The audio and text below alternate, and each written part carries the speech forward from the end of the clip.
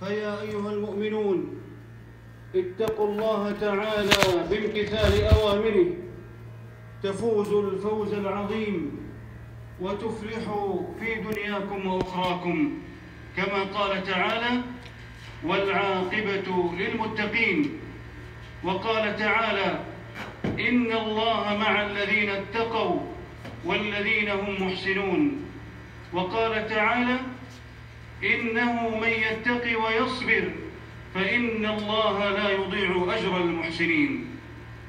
وإن مما أمركم الله به الإحسان، كما قال تعالى: إن الله يأمر بالعدل والإحسان وإيتاء ذي القربى. فيحسن العبد في عبادة الله، كما قال النبي صلى الله عليه وسلم: الإحسان أن تعبد الله كأنك تراه فإن لم تكن تراه فإنه يراك. متفق عليه. وأعظم ذلك الإحسان بالتوحيد، الإحسان بالتوحيد وإفراد الله بالعبادة، كما قال سبحانه: ومن يسلم وجهه إلى الله وهو محسن فقد استمسك بالعروة الوثقى وإلى الله عاقبة الأمور. وقال تعالى: بلى من أسلم وجهه لله وهو محسن فله أجره عند ربه ولا خوف عليهم ولا هم يحزنون. فلا يعبد سوى الله ولا يصلى إلا لله ولا يدعى أحد غيره، كما قال تعالى: وقضى ربك ألا تعبدوا إلا إياه. وقال تعالى: وأن المساجد لله فلا تدعوا مع الله أحدا. وقال تعالى: فصل لربك وانحر. وهذا مقتضى شهادة التوحيد، لا إله إلا الله، وقرينتها شهادة أن محمد رسول الله، فيطاع أمره ويصدق خبره ولا يعبد الله إلا بما جاء به، لأن الله أكمل الدين فلا يحتاج إلى أن يزاد فيه بشيء من البدع. قال الله تعالى في الآية التي نزلت يوم عرفة: اليوم أكملت لكم دينكم وأتممت عليكم نعمتي ورضيت لكم الإسلام دينا.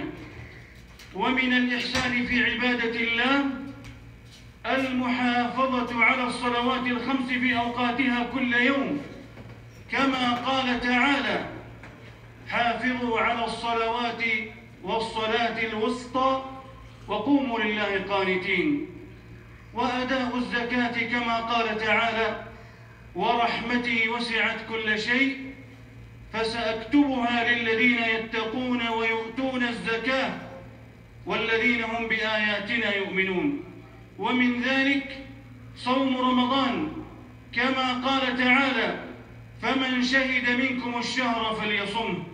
وحج البيت الحرام، كما قال تعالى: ولله على الناس حج البيت من استطاع إليه سبيلا. ومن الإحسان الإيمان بالله ربا ومعبودا، والإيمان بملائكته وكتبه وجميع رسله واليوم الآخر، والإيمان بالقدر خيره وشره، فقدر الله نافذ وقضاؤه لا محالة واقع. وكيف لا يحسن الإنسان بعبادة ربه سبحانه؟ وكيف لا يحسن الإنسان بعبادة الله وهو سبحانه قد أحسن إلى العباد وتفضل عليهم بصنوف النعم، حيث أوجدهم من العدم وأسبغ عليهم الخيرات ووالى عليهم المسرات.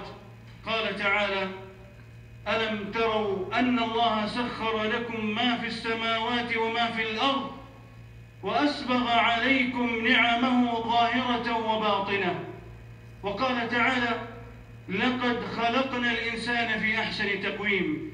وقال تعالى: فتبارك الله أحسن الخالقين. وقال تعالى: الذي أحسن كل شيء خلقه وبدأ خلق الإنسان من طين ثم جعل نسله من سلالة من ماء مهين ثم سواه ونفخ فيه من روحه وجعل لكم السمع والأبصار والأفئدة قليلا ما تشكرون.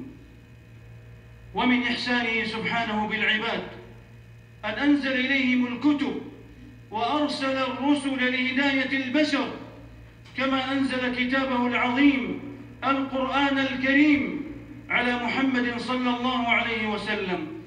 قال تعالى: لقد من الله على المؤمنين إذ بعث فيهم رسولا من أنفسهم يتلو عليهم آياته ويزكيهم ويعلمهم الكتاب والحكمة وإن كانوا من قبل لفي ضلال مبين.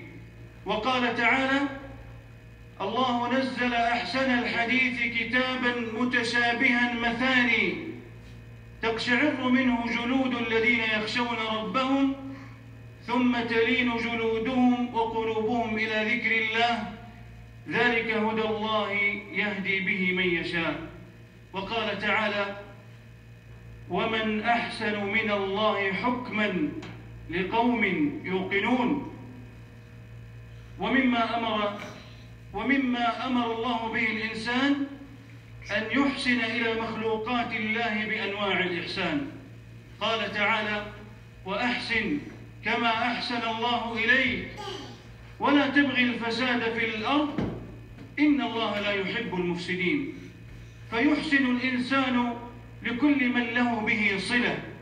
قال تعالى: وبالوالدين إحسانا وبذي القربى واليتامى والمساكين والجار ذي القربى والجار الجنب والصاحب بالجنب وابن السبيل وما ملكت أيمانكم إن الله لا يحب من كان مختالا فخورا. ومن الإحسان تربية الأبناء والسعي في الترابط والتكافل الاجتماعي، فيحسن الزوج لزوجته ومطلقته وتحسن الزوجة لزوجها. قال تعالى: متاعا بالمعروف حقا على المحسنين. وقال تعالى: فإمساك بمعروف أو تسريح بإحسان. وقال تعالى: وإن تحسنوا وتتقوا فإن الله كان بما تعملون خبيرا. وأمر الشرع بالإحسان في التعامل مع الضعفاء واليتامى. قال تعالى: ولا تقربوا مال اليتيم إلا بالتي هي أحسن.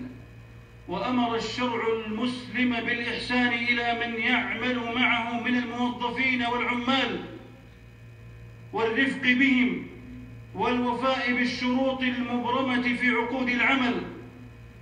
قال تعالى: وأوفوا بالعهد إن العهد كان مسؤولا. وقال تعالى: يا أيها الذين آمنوا أوفوا بالعقود. وقال النبي صلى الله عليه وسلم: هم إخوانكم جعلهم الله تحت أيديكم لا تكلفوهم ما لا يغلبهم فإن كلفتموهم فأعينوهم. متفق عليه.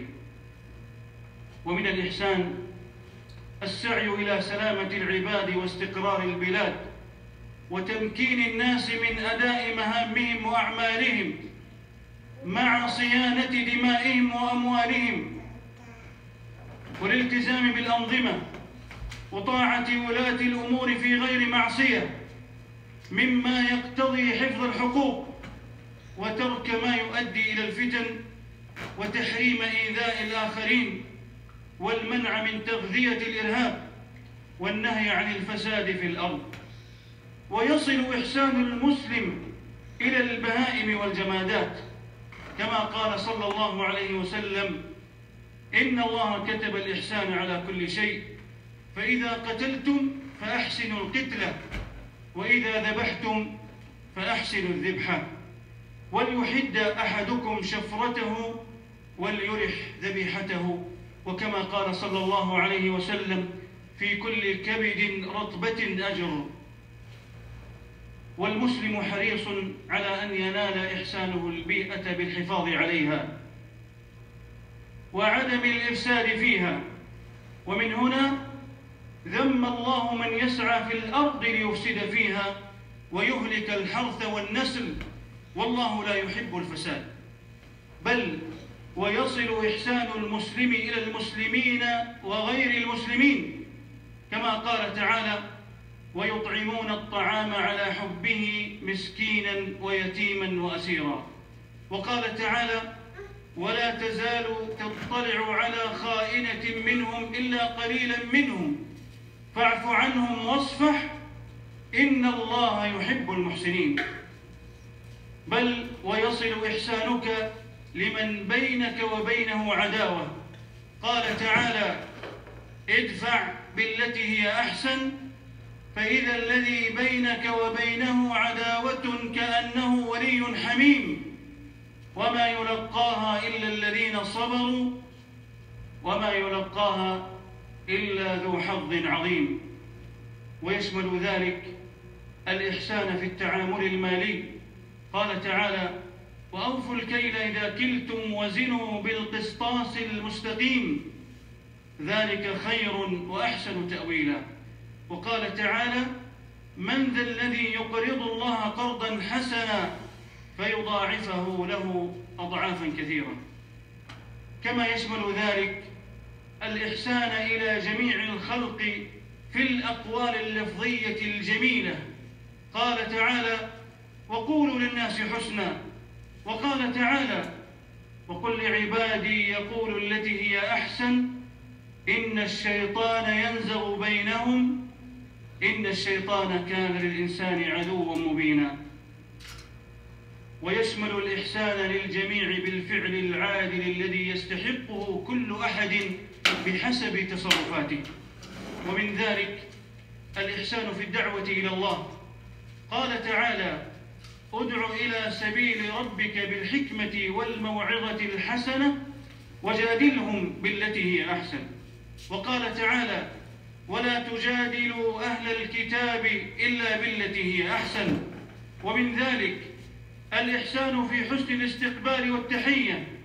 قال تعالى: وإذا حييتم بتحية فحيوا بأحسن منها أو ردوها إن الله كان على كل شيء حسيبا. ومن الإحسان إلى الناس الصبر على أذاهم، كما قال تعالى: واصبر فإن الله لا يضيع أجر المحسنين. وشأن المؤمن أن يتبع أحسن الأقوال والأعمال. قال تعالى: فبشر عبادي الذين يستمعون القول فيتبعون أحسنه أولئك الذين هداهم الله وأولئك هم أولو الألباب. وما ذاك إلا للمؤمن، لأن المؤمن يعلم أن الإحسان هو ميدان المنافسة والمسابقة، كما قال تعالى: الذي خلق الموت والحياة ليبلوكم أيكم أحسن عملا وهو العزيز الغفور. وقال تعالى: وهو الذي خلق السماوات والأرض في 6 أيام وكان عرشه على الماء ليبلوكم أيكم أحسن عملا. ولئن قلت إنكم مبعوثون من بعد الموت ليقولن الذين كفروا إن هذا إلا سحر مبين. وقال تعالى: إنا جعلنا ما على الأرض زينة لها لنبلوهم أيهم أحسن عملا. إن الإنسان بإحسانه في عبادة الله في عبادة الله وإحسانه إلى عباد الله يكون قد أحسن لنفسه. قال الله تعالى: إن أحسنتم أحسنتم لأنفسكم، ويكون بذلك قد حاز محبة الله ومعيته والقرب من رحمته. قال تعالى: وأحسنوا إن الله يحب المحسنين. وقال تعالى: وإن الله لمع المحسنين. وقال تعالى: وبشر المحسنين. وقال تعالى: إن رحمة الله قريب من المحسنين. وقال تعالى: إن الله لا يضيع أجر المحسنين. وقال تعالى: ويجزي الذين أحسنوا بالحسنى. وقال تعالى: للذين أحسنوا الحسنى وزيادة ولا يرهق وجوههم قتر ولا ذلة أولئك أصحاب الجنة هم فيها خالدون. وقال تعالى: ما على المحسنين من سبيل بل قد وعد الله المحسنين بخيري الدنيا والآخرة. قال تعالى: للذين أحسنوا في هذه الدنيا حسنة ولدار الآخرة خير ولنعم دار المتقين. وقال تعالى: إن المتقين في جنات وعيون آخذين ما آتاهم ربهم إنهم كانوا قبل ذلك محسنين. وقال تعالى: لهم ما يشاءون عند ربهم ذلك جزاء المحسنين. وقال تعالى: قل يا عبادي الذين آمنوا اتقوا ربكم للذين أحسنوا في هذه الدنيا حسنة وأرض الله واسعة إنما يوفى الصابرون أجرهم بغير حساب. وقال تعالى: هل جزاء الإحسان إلا الإحسان. وقال تعالى: من عمل صالحا من ذكر أو أنثى وهو مؤمن فلنحيينه حياة طيبة ولنجزينهم أجرهم بأحسن ما كانوا يعملون. فهنيئا لكم أيها المحسنون بمضاعفة الأجور، كما قال صلى الله عليه وسلم: إذا أحسن أحدكم إسلامه فكل حسنة يعملها تكتب له ب10 أمثالها إلى 700 ضعف. وقال تعالى: من جاء بالحسنة فله 10 أمثالها. وإن من إحسان الله على العباد أن فتح لهم أبواب التوبة ليحسنوا بعد الإساءة ما داموا في زمن الإمهال لتغفر ذنوبهم، كما قال تعالى: إلا من ظلم ثم بدل حسنا بعد سوء فإني غفور رحيم. وقال تعالى: إن الحسنات يذهبن السيئات. وقال تعالى: ويدرؤون بالحسنة السيئة أولئك لهم عقبى الدار. وإن مما جاءت به الشريعة مقابلة من أحسن بالدعاء والثناء والاعتراف بالإحسان. ولذا ذم النبي صلى الله عليه وسلم كفر الإحسان بإنكاره وعدم الإقرار به.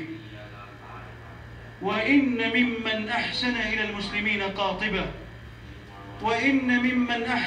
المسلمين قاطبة خادم الحرمين الشريفين الملك سلمان بن عبد العزيز وسمو ولي عهده الأمير محمد بن سلمان برعايتهم لأمر الحجيج وقيامهم على الحرمين الشريفين وسعيهم في حفظ الأمن فيهما وتوفير من يحسن للحجاج والمعتمرين مع حرصهم على سلامة موسم الحج من أن يكون محلا لانتشار الأمراض أو أن يكون بؤرة للوباء، والحرص على إقامة الشريعة والحرص على إقامة الشعيرة بشكل صحي يحقق متطلبات الوقاية والتباعد الاجتماعي تحقيقا لمقاصد الشريعة في حفظ النفس